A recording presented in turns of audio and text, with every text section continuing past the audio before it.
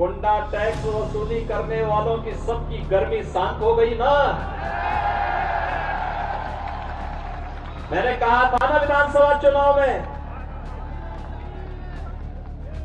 मैंने कहा था देखो निश्चिंत होकर के काम करिए। उत्तर प्रदेश में होने वाले निकाय चुनाव के रण में सोमवार को मुख्यमंत्री योगी आदित्यनाथ ने भी ताल ठोक दी और सहारनपुर से मिशन निकाय चुनाव की शुरुआत करने के बाद मुख्यमंत्री योगी आदित्यनाथ ने शामली में भी जनसभा को संबोधित किया। आज से 6 साल पहले शामली जनपद की क्या स्थिति हुआ करती थी। किराना का पलायन, कांदला में पलायन, गुंडा राज,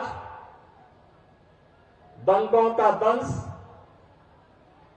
बुनियादी सुविधाओं का अभाव, यहां के नौजवानों को नौकरी नहीं मिलना, रिस्क लेकर के जो व्यापारी व्यापार करता था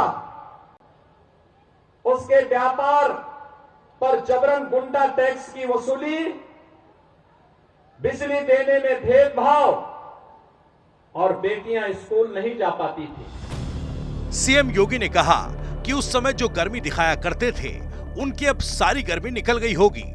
पहले प्रदेश में गुंडा टैक्स वसूला जाता था, अब गुंडा टैक्स वसूलने वाले कहां चले गए कोई पता नहीं। अब उनके लिए कोई 2 बूंद आंसू बहाने वाला नहीं है। ताकत का एहसास कराते हुए मैंने कहा था तब कि जो लोग गर्मी दिखा रहे हैं ना, 10 मार्च आने दीजिए। 10 मार्च 2022, मैंने कहा 10 मार्च को जब बैलेट ईवीएम खोलेंगे ना तो उसमें केवल कमल ही कमल नजर आएगा। और भाइयों बहनों, फिर से प्रदेश के अंदर आपके आशीर्वाद से सरकार बनी। जो गर्मी दिखा रहे थे उस समय, गर्मी सबकी शांत हो गई होगी। वैसे भी मौसम बहुत सुहावना हो गया, कल तक बहुत गर्मी थी।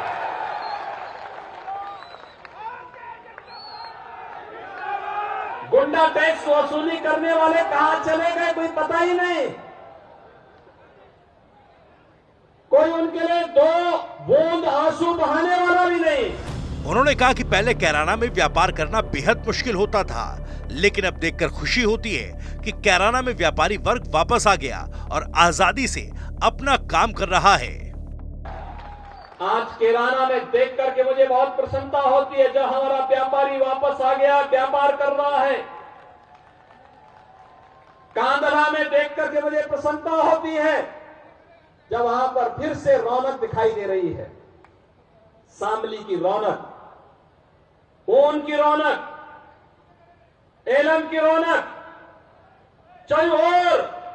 और उससे साथ साथ जब यहाँ की बेटियों को मैं अपने ही माँ बाप के संरक्षण में अपने ही घर और गांव के स्कूल में पढ़ते हुए देखता हूं, मुझे लगता है हमारा सत्ता में आना सार्थक हुआ। सीएम योगी ने कहा कि आज कैराने से पलायन नहीं होता। मैं खुद वहां गया और पूछा कि बेटी सुरक्षित हो, तो उसने जवाब दिया कि डर कैसे लगेगा, शोहदों का आतंक चाहिए या सेफ सिटी प्रदेश बाबा के हाथों में है। आपने जो कहा 6 वर्ष पहले जो मैंने कहा था, हमने वो करके दिखाया। कैराना का विस्तार कर दिया है। आज कैराना से पलायन नहीं होता है।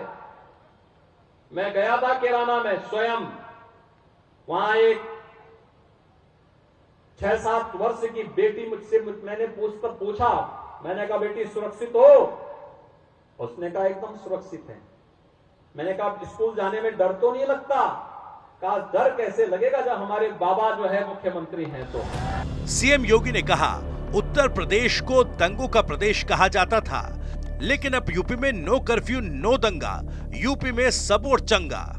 नो दंगा नो कर्फ्यू यूपी में, यानी नो कर्फ्यू नो दंगा, यूपी में सब चंगा।